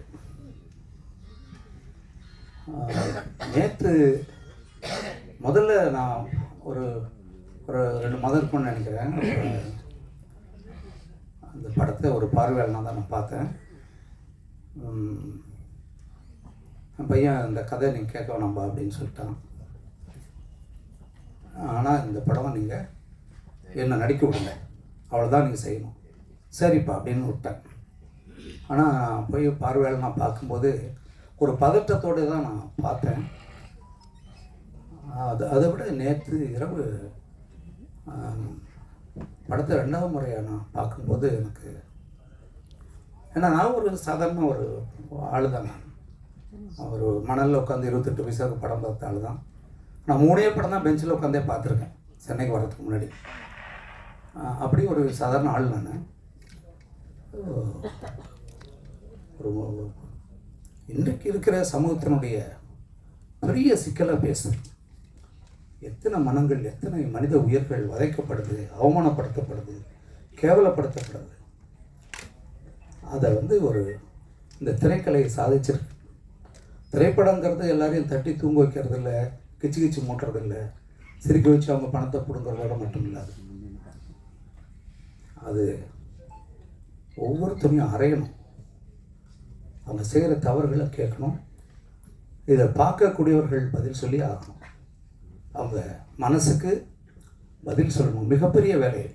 பல அரசியல் இயக்கங்கள் செய்ய தவறியதை, பல இலக்கியங்கள் செய்ய தவறியதை இந்த பேரன்பும் பெருங்கோமும் சாதிச்சிருக்கிறான். உலகம் ஒரு தம்பி சிவபிரகாஷ் வாங்க, ஒரு ஒரு போராளிங்கிறவன் வெறும் ஆயுதத்தை வச்சிருக்கிறவன் மட்டும் இல்லை, சொல்ல சிந்தனையை வச்சிருக்கிறவன், கையில் சரியான கலையை வச்சிருக்கிறவன், இவன் தான் போராளி. ரொம்ப முக்கியமான ஒரு ஆள். இவருக்கு மிக முக்கியமாக இந்த படத்தினுடைய உரையாடல். அது பொதுவான சினிமாவில் பேசுகிற முறையை மீறி நான் ரொம்ப இயல்பாக உரைநடை எழுதுறது. ஏன்னா என் படங்கள் அப்படி. இந்த படம் இயல்பாக இருக்குது, ஆனால் உரையாடல்கள் மட்டும் அந்த இடத்துல மனோகரா பராசக்தி சில எம்ஜிஆர் திரைப்படங்களில் வர்ற மாதிரி தான் இருக்குது. ஆனால் அது அப்படி தான் இருக்கணுங்கிறத அப்புறம் நான் புரிஞ்சுக்கிட்டேன். அதை அப்படி செய்யலைன்னா இது போய் அவனை குத்தாது. அந்த நுட்பம் அந்த படத்தில் நான் பார்த்தேன். முருகேஷ் எங்கிறீங்க? முருகேஷ் வாங்க வாங்க முருகேஷ் வாங்க. ஏன்னா விளையாட்டு இல்லைங்க, சும்மா வருஷத்துக்கு 300 படத்தை எடுத்துகிட்டு குப்பையாக குவிச்சிட்ருக்கோம். வாங்க. ஒரு இவருடைய அந்த உரையாடல்னா வசனங்கிறது சமஸ்கிருத சொல்றதுனால நான் சொல்ல, வச்சனங்கிறத நம்ம வசனம்னு சொல்லிட்டு இருக்கோம். ரொம்ப முக்கியமான வேலையை பண்ணியிருக்காரு. அதே மாதிரி இவருக்கு துணையாக இருந்த தினேஷ் ஒரு, ஏன்னா நான் அடிப்படையில் ஒளிப்பதிவாளன். அந்த கிராஃப்ட், அந்த கலையை, ஒளிப்பதிவாளனுடைய வேலை என்னென்னா, நம்ம எல்லாத்தையும் பார்ப்போம். இயக்குனர் முதற்கொண்டு நீ இதை தான் பார்க்கணுன்னு அதை மட்டும் காட்டுறோம் தான் ஒளிப்பதிவாளன். மற்றதெல்லாம் நீ பார்க்கக்கூடாது. அது எந்த கோணத்தில் பார்க்கணும், எவ்வளோ நேரம் பார்க்கணும்னு காட்டுறோம்னா ஒளிப்பதிவாளன். ரொம்ப சிறப்பாக வந்திருக்கு. ஏன்னா நிறைய நான் எப்படி இதுக்கான மேடை இல்லை, அதனால் நான் வரவே கூடாதுன்னு யாரை என்னை உட்கார வச்சுங்க. நீங்கள் எனக்கு நான் வரக்கூடாதுன்னு நினச்சேன். ஏன்னா எனக்கு இந்த படத்துக்கு நான் தொடர்பே கிடையாது. என் மகனை பெற்றுட்டதால நான் பேசக்கூடாது. உண்மையிலே விஜயத்தை நல்லா பண்ணியிருக்காரு. அந்த பொண்ணு ஷாலி வந்து அந்த சாராவும் ஜீவாவும் உங்களை தூங்கவே விட மாட்டாங்க. அதுவும் இந்த மைம்ஸ் கோபி என்னது அப்படி இப்படி ஒரு நடிகனப்பா.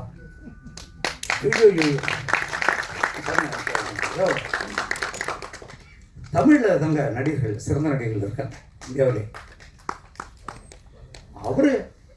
அவர் அருள்தாஸை நான் இப்போ தான் பார்க்குறேன். என்ன ஐயாப்பா, எப்படி அந்த அம்மா எங்கே பேர் என்ன பண்ண அந்த அம்மாவை நடிச்சவங்க சொல்லவே முடியாது. நான் வந்து அழகில் நந்தியதாஸ் எப்படி பார்த்தனோ அப்படி ஒரு நடிப்பு. இதில் நடிச்சிருக்க அத்தனை பேரும் தான். வினோத் இங்கே ஒருத்தனுக்காக பாருங்க, நான் அவரை கூப்பிட்டு இல்லைங்க தம்பி. படத்தினுடைய இயக்குனருடைய முக்கியமான ஒரு கருவியை அவர் கையாண்டிருக்கார் இந்த படத்தில். ரொம்ப கடுமையானது எல்லாம். அவங்க ஐயா லோக்கு ஐயா அவர் எதுக்காக சொல்கிறேன்னா, இந்த தமிழ் மண் மகிழ்ச்சி அடையும், பெருமை அடையும். அப்படியாப்பட்ட ஒரு திரைப்படம் உருவாகியிருக்கு தமிழ்நாட்டில், பேரன்பும் பெருங்கோபம். இதை ஒவ்வொருத்தரும் தயவு செஞ்சு பாருங்கள். பார்க்க வேண்டியது உங்களுடைய கடமை. சும்மா ஒன்றும் இல்லாத படத்தெல்லாம் போயிட்டு 500 கோடி 600 கோடி பார்த்து என்ன கிடைச்சது? அவன் எடுத்து போயிட்டான், நடிகன் எடுத்து போயிட்டான், அது வாங்கினவன் போயிட்டான், எல்லாம் போயிட்டான். அது அப்படியே தான் இருக்கு. இந்த சமூகம் மேலே வர்றதுக்கான ஒரு பெரிய வேலை. என் நண்பன் ஜெயகிருஷ்ணன் இதுக்கு மேலே சொல்கிறதுக்கு இல்லை. பல இயக்குநர்களை, பல இன்றைக்கு இருக்கிற திரைப்பட நடிகர்களை உருவாக்கினவர். எவ்வளோ எளிமையாக உட்கார்ந்துருக்காரு. பெரிய ஆள், பெரிய வேலைகளை செய்துட்டு இருக்காரு. ரொம்ப அமைதியாக செய்கிறார். எப்போவுமே நிறைய வேலைகளை செய்கிறவங்க அமைதியாக தான் இருப்பாங்க. இவர் தாங்க பேசியிருக்கணும், இவங்க விட்டு நாங்கள் எல்லாம் பேசிட்டு உட்காந்துருக்கோம்.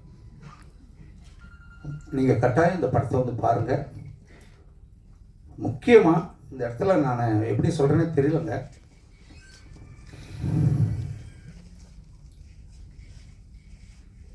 இந்த படத்தினுடைய அந்த மூச்செல்லாம் மனுஷன் செத்து போயிடுவான்ல, அந்த மூச்சே வந்து இசைஞானி தான்.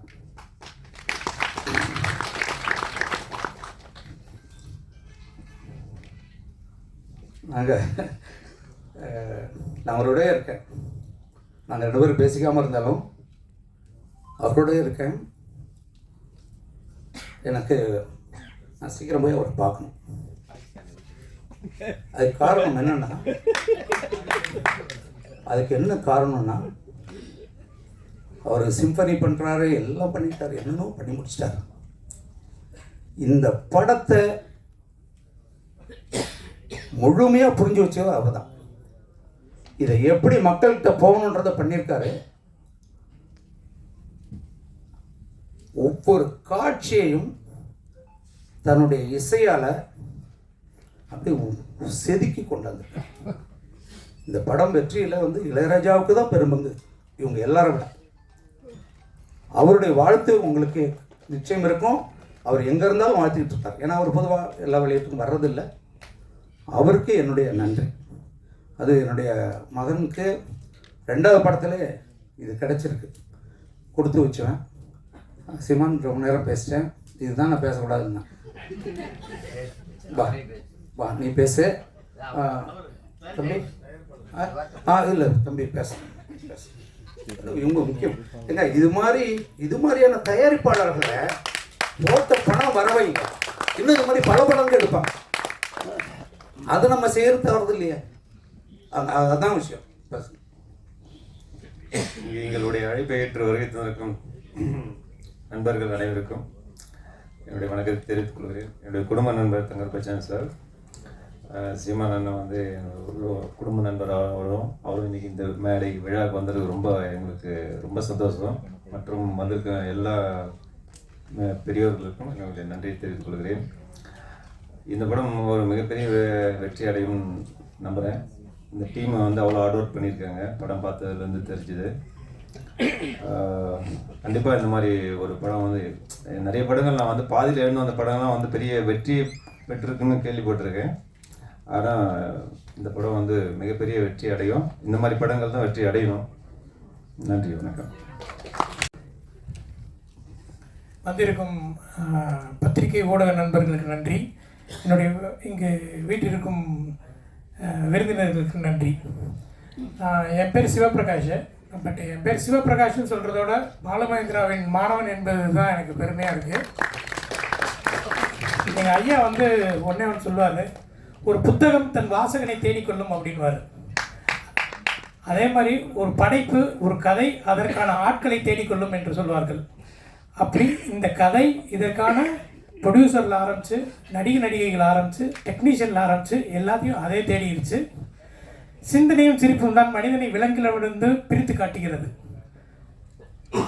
பட்டங்களால் தன்னை அலங்கரிப்பவனை விட நல்ல சிந்தனைகளால் அலங்கரிப்பவனே மேன்மையானவன்.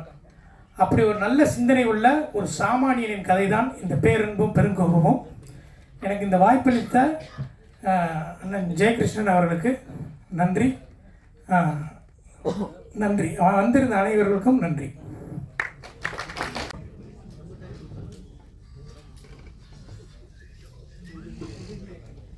பேரன்பும் பெருங்கோபமும் இந்த திரைப்படத்தினுடைய அறிமுக விழாவிற்கு வருகை தந்து வாழ்த்தி சென்றிருக்கிற அன்பிற்கும் பாசத்திற்கும் உரிய அப்பா எஸ் ஏ சந்திரசேகர் அவர்களுக்கும், மதிப்பிற்குரிய அண்ணன் ஆர்.வி. உதயகுமார் அவர்களுக்கும், இங்கே அமர்ந்திருக்கிற என் அன்பிற்கினிய தம்பிகள் வசந்தபாலன், தம்பி சுசீந்திரன், தம்பி கண்ணன் அவர்கள், என்னுடைய குரு சித்ரா லட்சுமணன் அவர்கள், தம்பி கருப்பழனியப்பன், எண்ணற்ற படைப்பாளிகள், அந்த வரிசையில் இப்போது தம்பி சிவபிரகாஷ் அவர்களும் இணைந்திருக்கிறார். இங்கே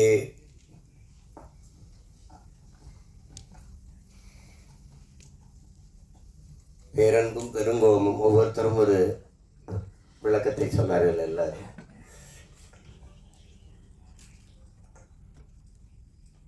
பெருங்கோபத்தினுடைய பிறப்பிடமே இந்த பேரன்பு தான். நான் என்னுடைய தம்பி படத்தை எடுக்கும்போது தம்பி என்று தலைப்பு வச்சுட்டு கீழே தலைப்பு எழுத்தார் பேரன்பும் பெருங்கோபமும் கொண்டவன் என்று போட்டிருந்ததில்ல. இது தம்பிங்கிறது எங்கள் தலைவரை தான் குறிப்பிட்டு எடுத்தேன்னு எல்லாருக்கும் தெரியும். அதில் அது பேரன்பும் பெருங்கோபமும் கொண்டவன் அப்படின்னு போட்டேன். அது ஏன் பேரன்பு? அவருடைய பேரன்பு தன் இனத்தின் மீது இருந்த பேரன்பு அந்த இனம் அழித்து ஒழிக்கப்படும் போது அதை காக்க வேண்டிய பெருங்கோபத்திற்கு ஆளாயிட்டார். இங்கே பாரதியினுடைய பெருங்கோபம், அந்த ஆவேசமான கவிதை வீச்சுக்கு காரணம் அவன் இந்த மண்ணை மக்களை நேசித்த வச்சிருந்த காதல் தான் காரணம். அப்படி அதை உள்ளடக்கமாக வைத்து இந்த ஒரு படைப்பு படைக்கப்பட்டிருக்கு. இதில் எல்லாத்தையும் விட பெரும் பாராட்டுக்குரியவர்கள் இப்படி புதியவர்களுக்கு துணிந்து வாய்ப்பு கொடுத்த தயாரிப்பாளர் மதிப்பிற்குரிய ஜெயகிருஷ்ணன் அவர்கள் தான். அவருடைய மனைவியார் பேரில் காமாட்சி ஜெயகிருஷ்ணன் தயாரிச்சது. அப்புறம் என்னுடைய தம்பி திருமலை இது வருத்தப்படுறாரு இருக்கிற திரையுலகிற்கு இருக்கிற நெருக்கடிகளை குறித்து. இதெல்லாம் ரொம்ப நாள் இருக்காது, நீங்கள் கவலைப்படாது. சரி,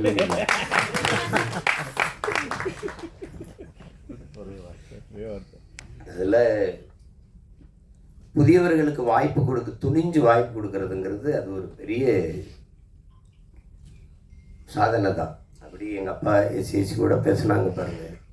நான் ஒவ்வொரு தட்டையாக போய் வாய்ப்பு, அவ்வளோ பெரிய இயக்குனரே தன் மகனுக்கு கேட்டேங்கிறார். அதில் ஒரு அழகி படம் எல்லாரும் பார்த்தாராய்ச்சோம். அது தேவையான அவங்க கூட குறிப்பிட்டு பேசுனாங்க. அந்த படத்தை நம்மளால எடுத்துட்டாப்ல. அவர் ஒளிப்பதிவாளர் வந்து படம். இப்போ அது 4 ஃப்ரேம்னு ஒரு திரையரங்கம் இருக்குது. அதில் என்னை கூப்பிட்டு காட்டுறாரு, ஏ வா வை பாரு அந்த படத்தை. நாங்கள் மாமத்திருந்தேன், என் தங்கச்சி கணவர் அவர். அதனால நம்மால் கூப்பிட்டு காட்டுறாரு. நான் படத்தை ரசிச்சுட்டு வந்து கட்டி பிடிக்கிறேன், பாராட்டுறேன். அருமையாக எடுத்துட்டேன், ஒரு காவியம் மாதிரி எடுத்துட்டேன். படம் வெற்றி அடை, நீ ஒன்றும் கவலைப்படாத. என்ன அப்படியே சொல்கிறேன் ஏன் உண்மை எல்லாம் வந்துருக்கியா? அப்படியா? என்ன உண்மையிலும் ஒன்றும் சொல்ல மாட்டேறானே. என்ன அப்படி சொல்கிறாங்க? உண்மையை சொல்லு. உனக்கு நல்லா இல்லைன்னா நல்லா இல்லைன்னு சொல்லிட்டு போகிறேன். தயாரிப்பாளர் இங்கே நின்றுட்டு இருக்காப்ல, உதயகுமார் தானே, உதயகுமார் நின்றுட்டு இருக்காப்ல. நாங்கள் ரெண்டும் பேசிக்கிறத பற்றி சிரிக்கிறோம். என்னதான் நண்பனாக இருந்தாலும் இப்படியா போய் பேசிட்டு போகிறது. அந்த படம் ஓடும்னு கடைசி வரை நம்பலை அவர். அவருக்கு நல்லா எடுத்து சொல்லுங்க, ஐயா நீங்கள் உண்மையிலே சிறந்த படத்தை தயாரிச்சிருக்கிறீங்க, அந்த படம் உண்மையிலே பெரிய வெற்றி அடையும். நம்பவே இல்லை. திரைக்கு வந்து பிச்சுட்டு ஓடுது. இப்போ பெரிய விடுதி கட்டி வச்சு இருக்காப்புல. அங்கே போனால் தங்குறது. நீங்கள் தான் சொன்னீங்க அந்த படம் ஓடுன்னு அப்படின்னு சொல்கிறாப்புல. இவர் செல்வார் அடிக்கடி. அது மாதிரி அவர் ஒரு தங்கரை பற்றி எல்லாருமே பேசிட்டாங்க. ஆனால் எனக்கு தெரிஞ்ச ஒரு தங்கர் குழு விவாதம்லாம் இல்லை கதையில். ஒரே ஆள் தான் எழுதுவார். எழுதி ஒரு வாரத்தில் அந்த கதையை எழுதிட்டு வந்து எடுத்த படங்கள் தான் அத்தனையும். பள்ளிக்கூடத்தில் அது முதல்ல ஏரியம் படப்பிடிப்பு நிலையத்தில் நானும் சேரனும் தங்கரும் 3 பேர் உட்காந்து பேசுகிறோம். 3 பேர் சேர்ந்து செய்யலான்ட்டு. அதில் எங்கால இதில் கோவத்தில் சேரன் அடிக்க மாட்டேன்னு தெரியல. அப்புறம் தான் நரேன் வந்தார். அது செஞ்சோம். அதில் ரொம்ப அழகான எழுத்தாளர். ஒரு இதில் ஒவ்வொன்றும் அவருடைய காவியம் போல் அவர் எழுதக்கூடிய ஒரு எழுத்தாளர். நான் கூட சொன்னேன், நீயே விஜித்தை நீயே அறிமுகம் செய்யலாமே. நான் எடுத்து வச்சிருக்காப்ல டக்கும் டிக்குத்தாளம் தானே. அவன் தான் முதல்ல அந்த படம் வேணாம், இந்த படம் வரட்டுன்ட்டான் விஜித்து. அது விஜித்து மேலே எனக்கு நம்பிக்கை இருக்குது. அதை விட எனக்கு எங்கால தங்கர் பச்சா மேலே நம்பிக்கை இருக்குது. அவன் எதையாவது எழுதி ஆகச்சிறந்த ஒரு காவிய படைப்பாக தந்தாவது விஜித்தை நிறுத்திடுவான். அதில் எனக்கு வந்து அசாத்திய நம்பிக்கை.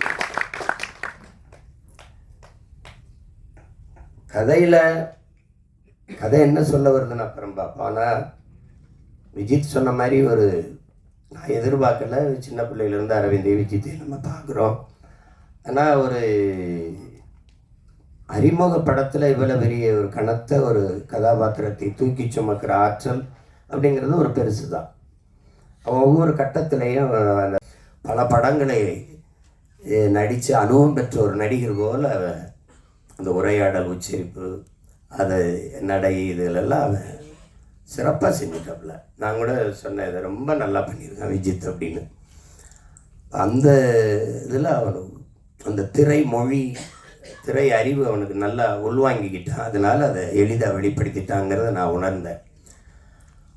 ஒளிப்பதிவு ரொம்ப சொன்ன மாதிரி தம்பி சுசீந்திரன் சொன்ன மாதிரி இந்த கேரளாவுக்குள்ளே வருகிற பகுதிகளெல்லாம் ரொம்ப ரொம்ப அழகியெல்லாம் எடுத்திருக்கா. அப்படி தினேஷ் மொத்த படமே ரொம்ப நல்லா பண்ணியிருந்தார். அது தேவையற்ற எடுத்தோன்னு சொல்லிட்டான். தம்பி கருப்பன்லேயே வேலை செஞ்சுருக்காப்புல. அதே நேரம் எங்கள் அப்பா பாரதி ராஜாவுடைய பாலுமேந்திரா அவர்களுடைய திரைப்பட பயிற்சி கல்லூரியிலையும் படித்தேன்னு சொல்லும்போது தேவையற்ற காட்சி, தேவையற்ற நகர்வு, தேவையற்ற உரையாடல் வந்து சில படைப்பாளிகள் படத்தில் இருக்காது. ஒன்று அப்பா பால்மேந்திரா, இன்னொன்று அப்பா மகேந்திரன், இன்னொன்று எங்கள் அப்பா பாரதி ராஜா. அந்த மாதிரி படங்களில் பால்மேந்திரா அப்பாவை பற்றி சொல்லணும். நானும் எங்கள் தலைவரும் சில முக்கிய தளபதிகளோட பேசிட்டு இருக்கும்போது திரையுலகம் குறித்த பேச்சுகள் வருது. அந்த பேச்சுகள் வரும்போது ஒவ்வொரு படைப்பாளிகளை பற்றி பேசிட்டு வரும்போது பால்மேந்திரா அப்பாவை பற்றி பேச்சு வரும்போது எல்லாரும் தான் கதை வசனங்கள் எழுதி படம் எடுக்கிறீங்க, ஏன் அவர் மாதிரி எடுக்க முடியலன்ட்டு என்கிட்ட கேட்குறாங்க. கேட்கும்போது இங்கே உட்காந்துருந்த எங்கள் அண்ணன் பொட்டம்மன் வந்து ஊர் பாசம் நீங்கள் கண்டுக்கிறாரு அப்படிங்கிறாப்புல. 2 பேரும் ஒரே ஊர்னால ஊர் பாசத்தில் சொல்கிறாரு. ஆனால் உண்மையிலேயே அப்பா பால்மேந்திரா படங்களையும் மகேந்திரன் ஐயா படங்களையும் நீங்கள் போட்டு பார்த்தீங்கன்னா இந்த உரையாடல் தேவையில்லை, இந்த காட்சி தேவையில்லாமல் இருக்குது, இந்த இடத்துல இந்த கருவி நகர்ந்திருக்க வேண்டாம் அப்படிலாம் நீங்கள் யாருமே வந்து குறை சொல்ல முடியாது. அவ்வளவு நேர்த்தியான படைப்பாளி. அந்த படைப்பாளியினுடைய பல்கலைக்கழகத்திலிருந்து சிவபிரகாஷ் வந்திருக்காங்கிறது இந்த படத்தை பார்க்கும்போது தெரிஞ்சது. நான் கூட தங்கட்ட சொன்னேன், தேவையற்ற பதிவு